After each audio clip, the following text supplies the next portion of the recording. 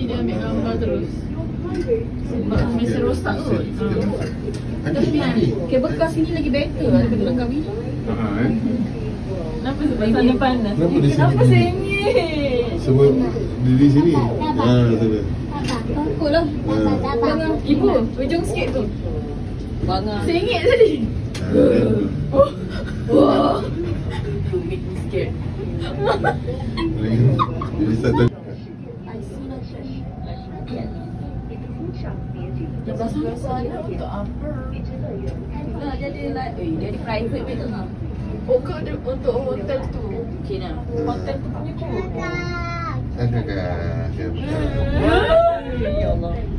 Ni turun. Cebekat. Macam kapal terbang nak turun tu. Cebekat. Nampak tu. Terbang nak mendarat. Wah, dek. Kabus lagi. Cebekat. Oh, betul. Terasa. Ini ke angin sejuk tak kakak? Pasal aku dah nampak ke saja.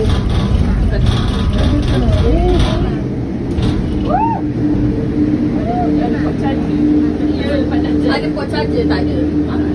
Aku perlu.